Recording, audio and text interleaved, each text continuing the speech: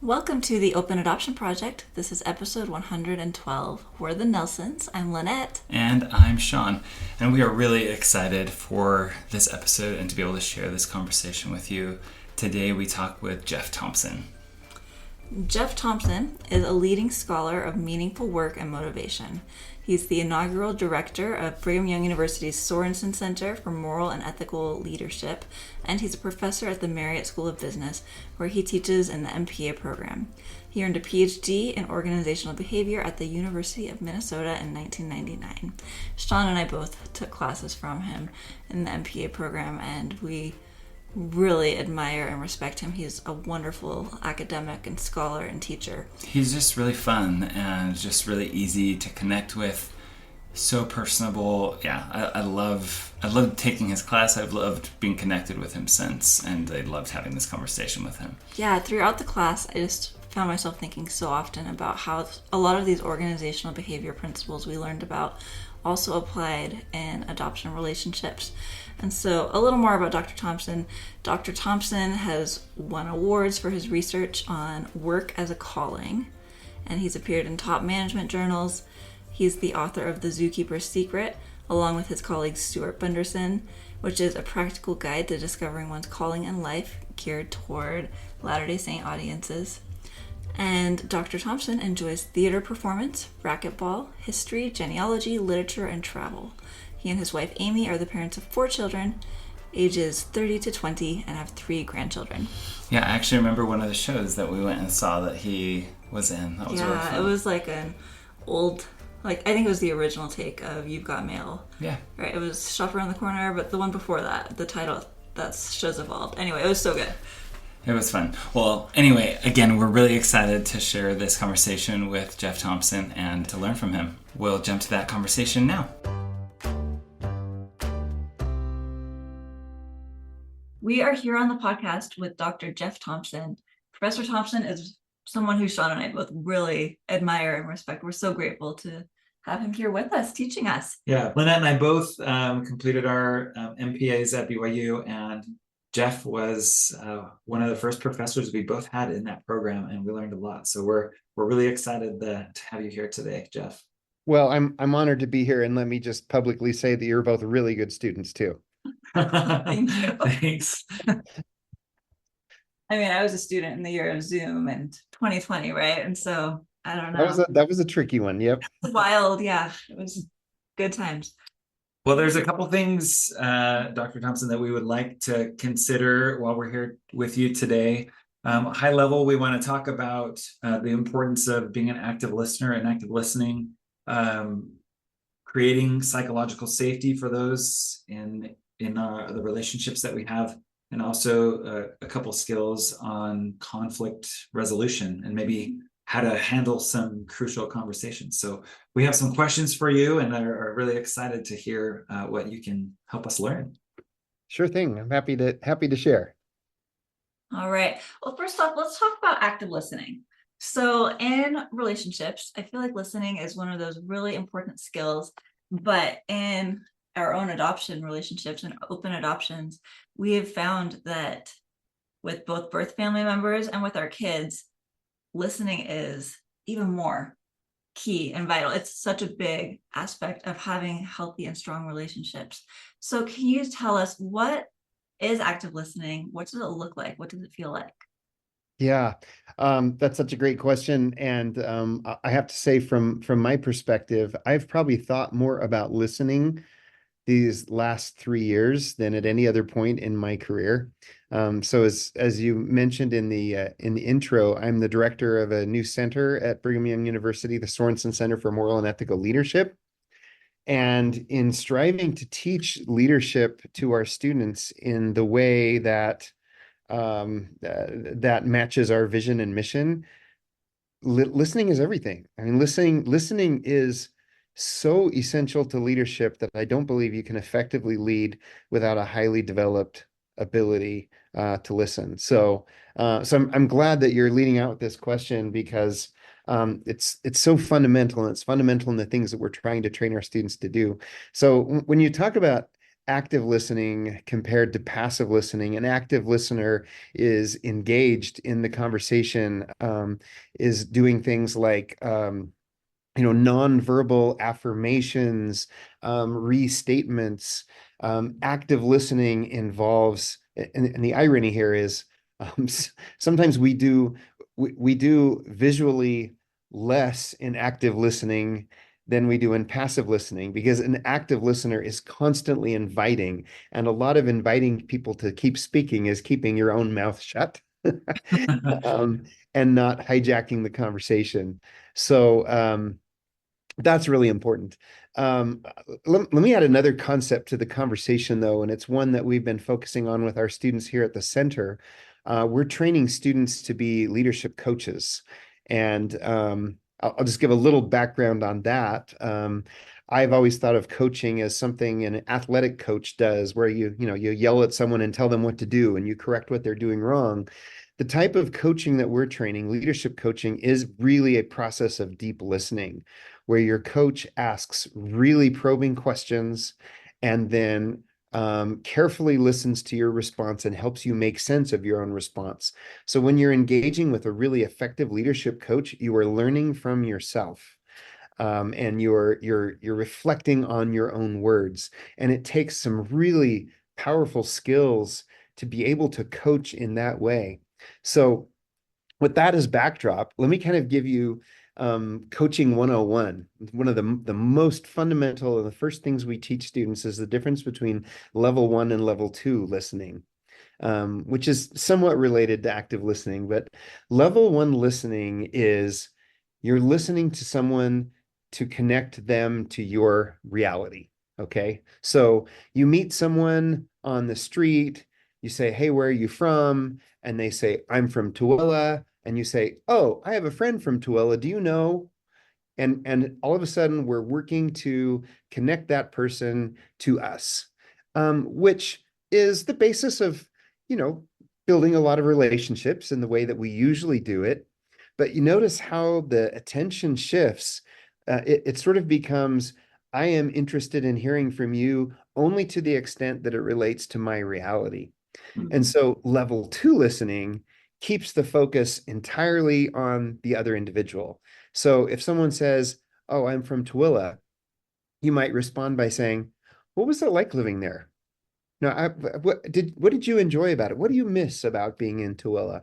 And you're actually allowing them to dive deeper into their reality. So powerful leadership, powerful influence of other people focuses more on level 2 listening, where we are helping someone sort of dig into their values, their beliefs, their perceptions, their misperceptions, and allowing them to explore it. It's a very generous thing to listen at level 2. I feel like we've probably seen that both in our our relationship with each other as a couple, but also in our interaction with the biological families of our children, and that we want them to know that we are genuinely invested in them as individuals. And so asking those level 2 questions, I think, helps them feel that genuine interest. One of the follow-up questions we had for you on this is, how does that type of listening then impact relationships? What have you researched, or what have you learned about that? Yeah, I mean, just observationally with the students that we're training in level 2 listening, they tell us that it changes all of their relationships, with their roommates, with their families, with their teammates in school, because what it does is provides a testament to the other person's worth. I am not talking to you as an instrument to talk about me. I am talking about you and about your experience, and we're just going to keep digging into that. And it may never come back to me, and that's okay, because I'm here for you. And when you engage in that sort of listening with family members, romantic partners, associates, that builds a lot of trust and a lot of recognition that you have someone who is fundamentally interested in you for who you are and your own experience. So it can be transformational to learn to communicate in that way. This is maybe an awkward thing to bring up, But you are so good at this, Professor Thompson. You really are. I remember that there was this thing that we did during the semester that I took organizational behavior from you, where we would meet on Zoom with you and talk about like how class was going, how the beginning of the program was going. And I met with you one time, and I remember you asked a bunch of really great probing questions, and I ended up, you probably don't remember this, but I was just like in tears talking about these hard things that were going on in my life. And I felt so, I felt really awkward and silly, but I felt so safe bringing these things up because it felt like you genuinely cared about these things that were going on. And so, anyway, just a little plug. Professor Thompson, Wow. what he's talking about. Thanks for sharing that. I wish what you're describing was I wish I was always that successful at it. I must have been having a good day. Well, so our listeners are probably, or yeah, our listeners are here probably thinking, well, what can I do now to improve my own ability in listening? And I mean, one, I think, is just asking those maybe follow-up questions like you mentioned, but are there any other skills or any other recommendations that you'd give to our listeners for how they might improve their own active listening skills? Mm. Yeah, I think we'll probably talk about this a little bit more later, but getting kind of out of the way of our own emotions when we're listening and really um, um, exhibiting the trust in someone that I can fully hear you out before I need to talk about my own stuff. Um, and the irony there is, if we are willing to be that selfless in saying, I want to fully understand you first, it dramatically increases the chances that the other person is going to be willing to hear us out as well. There's no guarantee, they may not, but it makes it much more likely that because they have felt deeply heard, that they will then be willing to hear your perspective.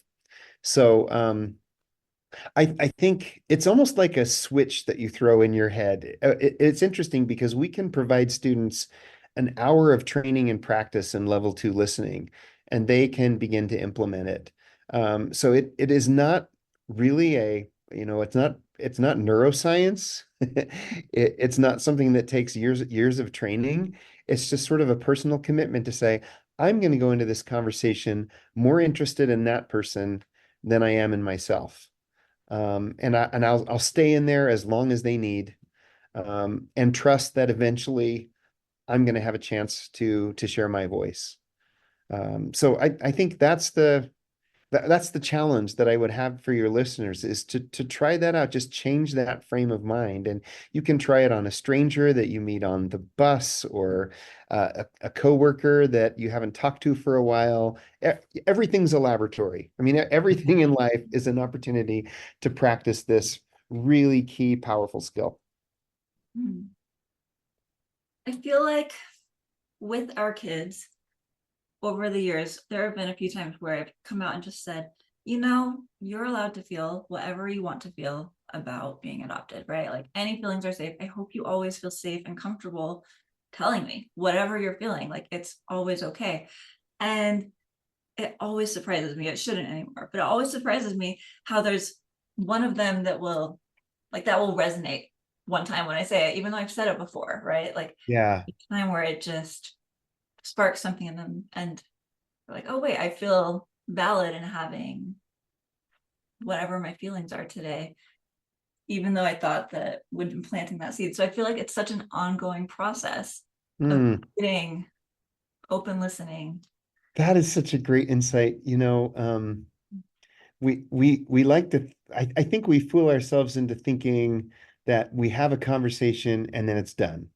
Yeah. But our entire relationship is a conversation, Mhm. and re-asking old questions is not redundant, because as we evolve, we're a slightly new person every day, and we'll have new epiphanies and new challenges. So thinking about staying in that conversation with your adopted children for their entire lives, this conversation of you being safe and sharing your feelings, that conversation's never over. We never check it off.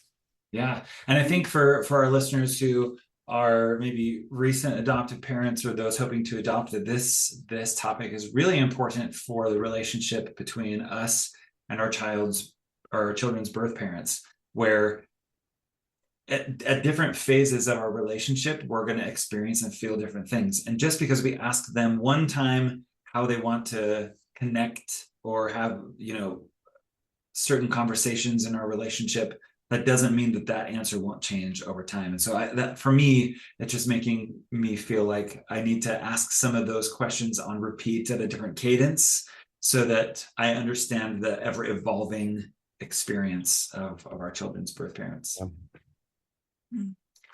I feel like this flows really organically into psychological safety and this concept of feeling safe, opening up and being vulnerable, sharing our hearts with others.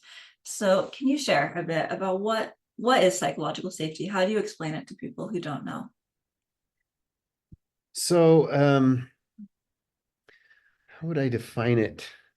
I'll take a stab at it. Psychological safety is a state in which people feel liberated and trusting in sharing vulnerable information.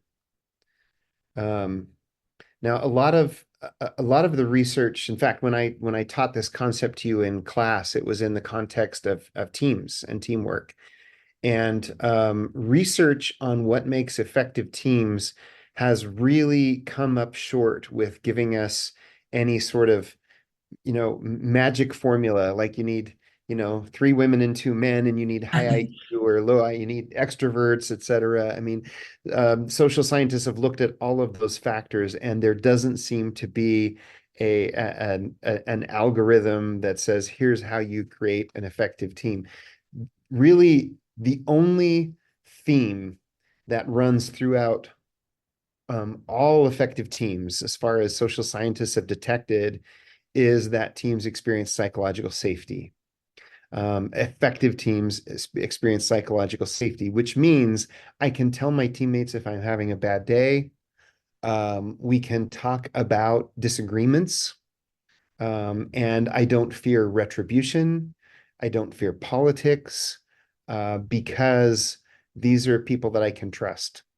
And I feel really grateful right now to be working with a team that I believe has a high degree of psychological safety, which doesn't mean it's all roses and unicorns every day. We have hard conversations and we face up to tough issues, but we disagree pretty openly and we sort of push and challenge each other, because we know we can and the relationship will still be in place. So psychological safety is establishing that level of trust that we can be vulnerable and we can disagree and not worry that it's going to negatively affect the feelings we have for each other. I love that. I feel like in adoption, that might look like a birth parent saying, hey, I really would like to see my child more often. Like, can we have visits more often? Without being afraid that adoptive parents will feel threatened and say, oh no, we're not going to have visits for a year now because you said that, right? Like, Yeah. where it's safe to talk about different feelings and different needs. Well, yeah, and I think one of the phrases that you said is feeling able to do so without any fear of retribution, right? I think that's a pretty human, innate, I guess, feeling that we might have, right? To actually voice how we feel, and maybe knowing that it might change a relationship or it might change how someone else feels toward us. I'm curious if, obviously you've studied this and taught this in the team setting, but when you're thinking of a one-to-one relationship or a more familial relationship, what have you learned, and maybe what could you share that might help us here? So one-to-one relationships regarding psychological safety. I would say the deepest, most enduring, and most meaningful friendships I have are ones that have involved getting through conflict rather than never having it. And um, I'm thinking of one example of a dear friend from for decades, that um, we had on occasion a couple of times heart to hearts where we really saw the world differently and had to um, come to terms with those differences in order to continue working together. Um, and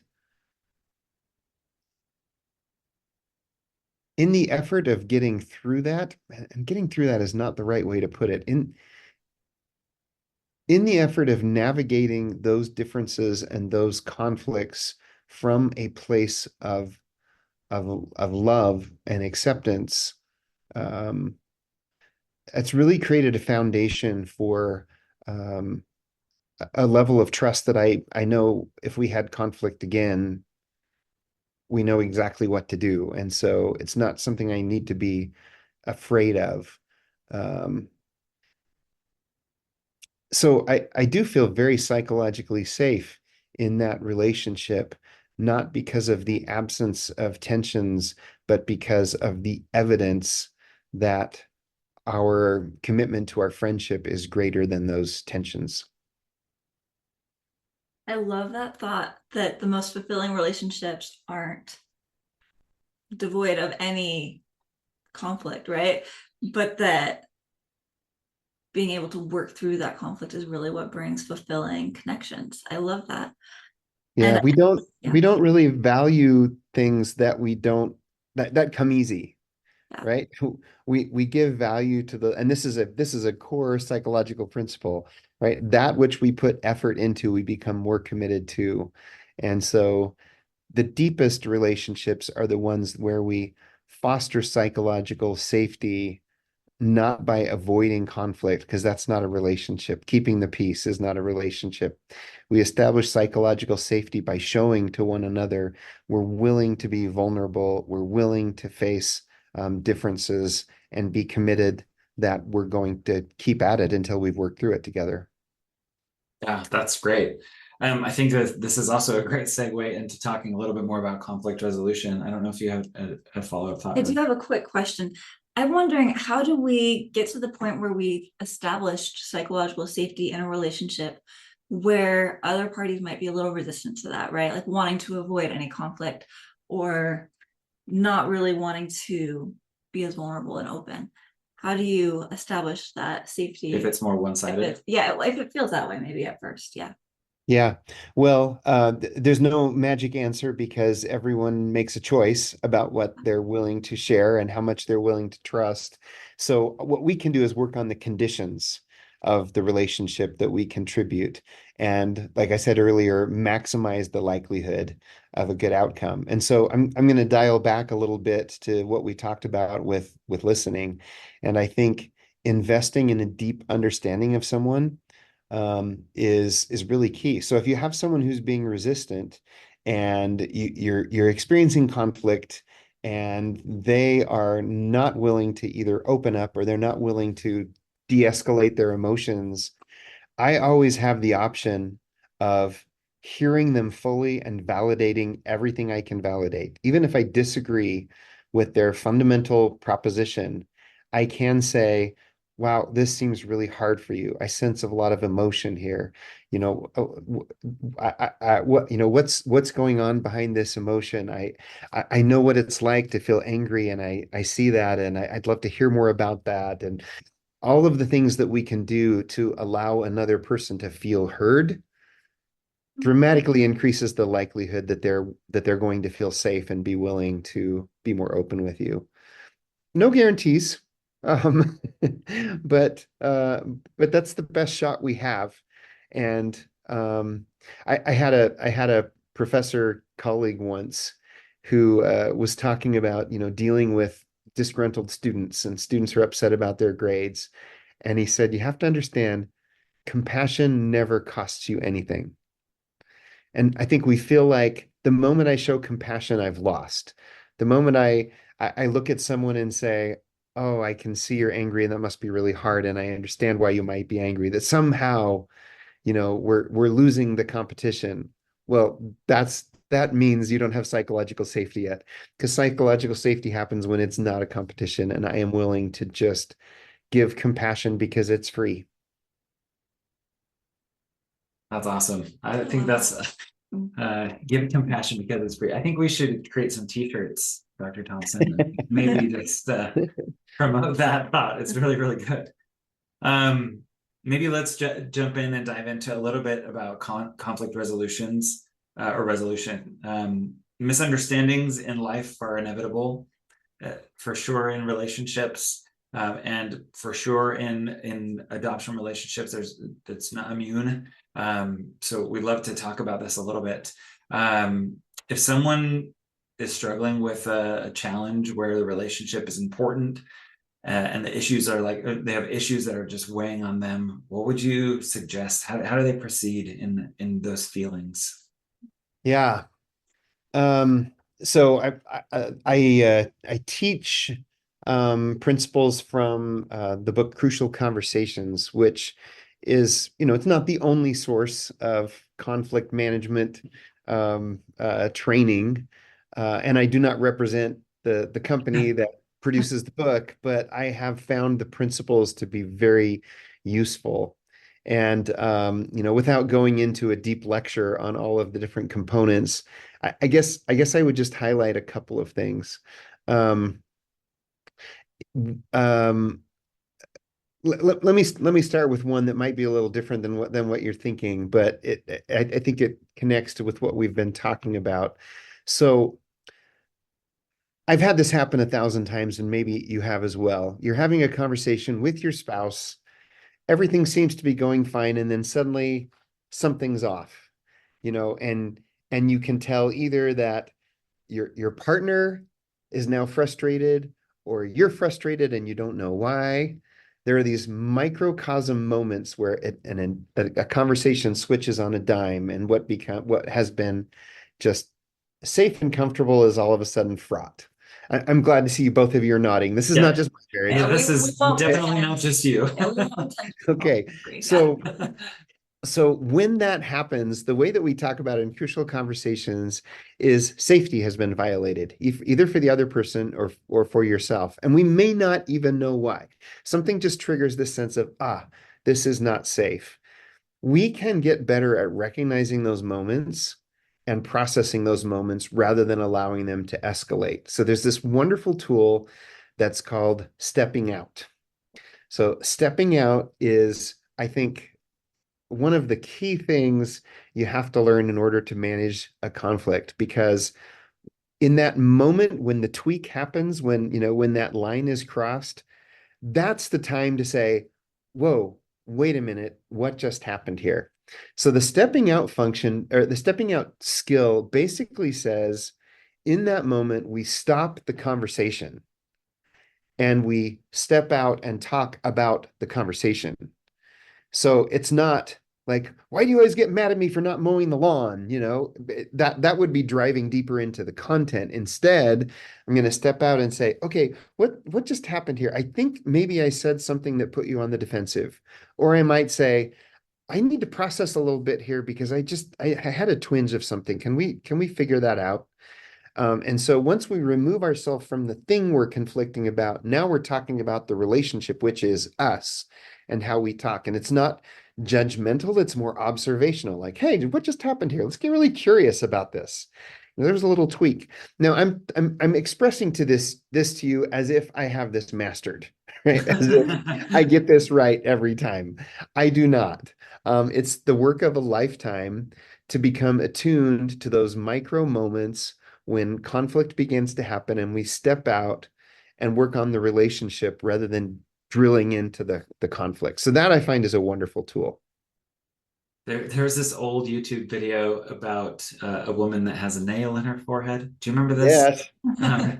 And it's not about the nail, right? Like stepping back and forgetting whatever the contention or the argument is about and addressing the relationship. I think that is some great advice, especially in some of the relationships that our audience might be managing. Yeah. It's even greater if you follow it. If you follow it, you know, if you say, okay, what just happened here? I think maybe I said something that put you on the defensive. Or I might say, I need to process a little bit here because I just I had a twinge of something. Can we figure that out? And so once we remove ourselves from the thing we're conflicting about, now we're talking about the relationship, which is us and how we talk. And it's not judgmental, it's more observational. Like, hey, what just happened here? I think maybe I said something that put you on the defensive. Or I might say, I need to process a little bit here because I just and I don't always. Yeah, I to know regret it it. conceptually is helpful, but to actually put it into practice, it's challenging. Yeah. So I think the second thing that I would share about conflict, I'm happy to go back and talk more about that if you wanted to. No, I think that's great. Okay. The second thing is, what do you do if you are the one that needs to deliver a tough message? And I think this happens in parenting, it happens in our relationships, it happens everywhere, that the other person may not be feeling any conflict, but you need to express a hard message and engage in a difficult conversation. Um, Here is a key, and I found this to be so important in crucial conversations, is preparing for that conversation, separating out fact from story. Fact is the observable behaviors and actions that are incontrovertible. This is the sentence that I said, or this is the behavior that I'm seeing in you. Um, Keeping that as sort of like the pure, objective, definable aspect of the conflict. And then you've got story. And the story is your emotions, your interpretation, your attribution of motive, all of that stuff, which is subjective and imprecise. Probably most of it's wrong, Yeah. but it's still our lived experience as emotional human beings. I mean, we are always going to have emotions, but when we're preparing for that conversation, we can say, okay, what are the facts that I can share in a completely non-judgmental, non-accusatory way? I saw this happen. I said this. I heard you say that. I like to encourage my students to think about just pulling out their phone and recording something. Like, what you see on the recording is the fact. And then thinking about, okay, what's the story? What am I telling myself? What are the emotions I'm feeling? And that's all me. I have to own that, right? That's going on inside my brain and inside my heart. So when we're approaching this conversation, there's it's called the state model in chapter 7, Crucial Conversations, my favorite chapter. And it argues that we begin those conversations with the facts, not with the story. So you're working with a kid, and rather than saying, I'm so upset at you because you did this and it shows how inconsiderate you are of me, it's just like full of story. But instead, you might approach your child and say, 5 minutes ago, I said this. Do you remember that? And your kid might actually nod, at that point, which is great, because when we're in the world of facts, the other person can nod and agree with you. And then, if I remember correctly, you said this, and suddenly we're building out a set of facts that is a shared narrative where there's no judgment, there's no attributions of intent. Once we've established those facts, like, okay, here's the story, and we agree with the basic facts of what happened, now I can own my story and say, when I think about that, this is what I'm feeling. And it's caused me to wonder if this is what's going on. And I may be wrong about this, but here's what I think is happening. Now, you notice I threw in a bunch of tentative language in there as well. Yeah. And that's part of it. We become tentative. Well, we're tentative throughout because we never have the full story. But once we separate out fact from story, we're inviting the other person to engage with their stories, understand us better. We're more likely to learn from someone else's story as well. So I love that. And that has helped me time and time again when I've had to approach kind of scary conversations, and didn't want to get it wrong. I try to establish the facts first, before moving into story. And then moving into story tentatively really propels us toward a conversation where we learn from and hear each other. Yeah, I love that. And I think it's really important for us to remember that the way we interpret facts is different than other people. That the story that we're telling ourselves will never match exactly the way that somebody else is telling that story. In professionally, I have the opportunity to train a lot of supervisors. And one example I used to use in the past was, there's a fact. This woman is a single mother. What's the story? Why is she a single mother? And everyone has a different, like, oh, well, she never knew the father, or her husband died, or he left, or like, right, there's all of these different stories that we might tell ourselves around this fact, and we have to make sure that we can represent our story in a way that doesn't offend others, that we talk. I love how you mentioned this, but just talking really tentatively about why we're feeling the way that we're feeling in a specific situation. And we have to remember that no one is going to see things how we see them. Yeah, that's really important.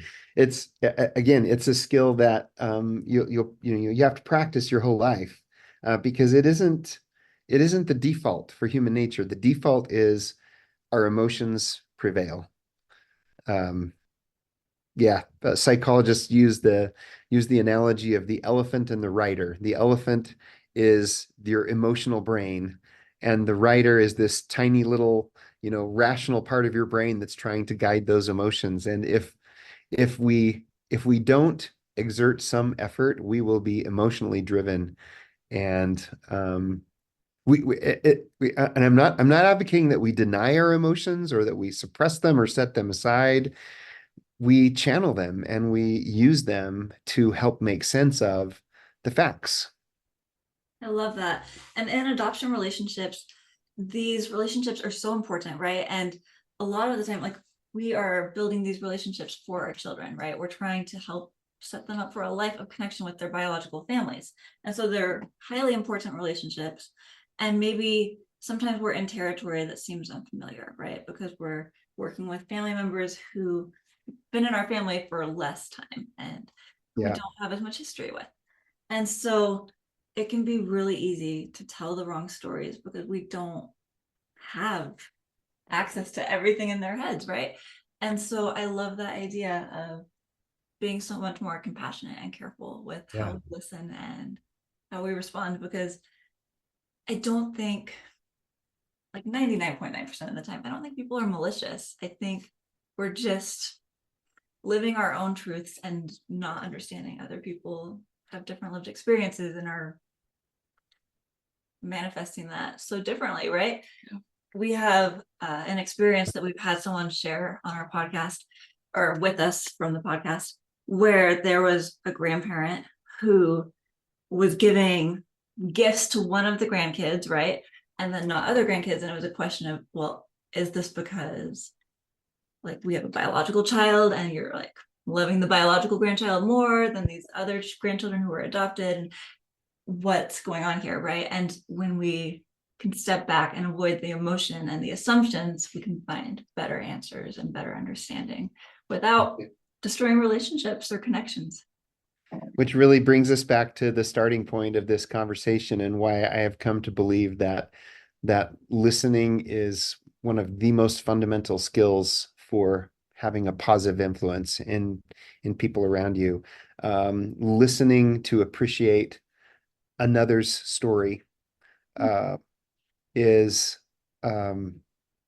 it's transformational when we start acknowledging the truths of other people's stories. And I mean that with a small t, not the absolute truth, but the truth that they're living. We can then be compassionate. We can then make them feel psychologically safe so that they can then hear us. And as we put our two stories together, we come to something that's closer to an absolute truth. Yeah. So you've shared a lot of great information about making it safe. So if you had to boil that down to like a couple action items that people can be like consciously trying to implement in their lives, what might that look like? Um, yeah, I think, well, to repeat, I would say practice level 2 listening. Practice listening in order to understand someone fully rather than injecting yourself, and just see what you learn. It's an excellent practice. And like I said, everything's a laboratory where you can practice that skill. And I think the second thing that really I feel feels most compelling to me is separating fact from story, owning your story. And we didn't really get into this, but I think it sort of follows along. Um, Once you recognize that your story is your own, it also gives you some agency to work on that story, to consider different interpretations, to be open to other explanations for the emotions you're feeling. and really take ownership of your story and your emotions. I feel like we could speak with you for hours and learn so much. Well, we professors can talk a lot, so don't push it too far. You'll be here all afternoon. No, you're so good. Jeff, as you consider maybe who might be listening to this in these important and sometimes difficult to manage relationships, any other advice or suggestions that you might make from your academic study? I think in any worthwhile endeavor, it's important to remember why you're doing it. And when we lose the sense of why, we can get discouraged. We can get tired and start to wonder if it's worth it.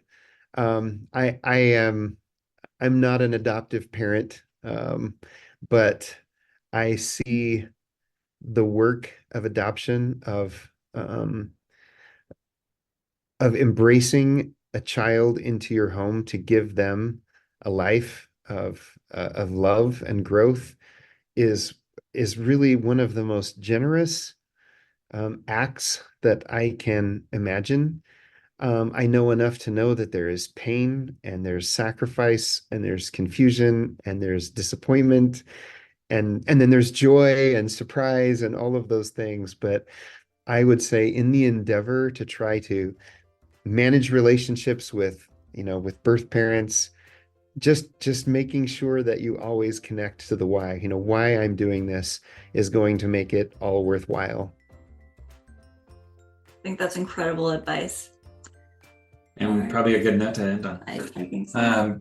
Dr. Thompson, thank you so much for being with us and sharing some of your expertise. We know, like you mentioned, we could probably keep you here for a couple hours, but I think what you did share with our listeners will be really helpful. So thank you so much.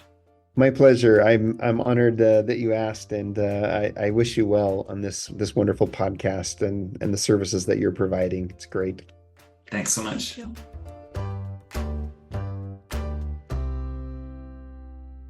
Thanks again to Jeff. We're so grateful that he was willing to spend some time with us and impart some of his wisdom with us. Yeah, we're so grateful to hear from Dr. Thompson. So we're really excited. National Adoption Month is coming in just a couple of days. November is National Adoption Month.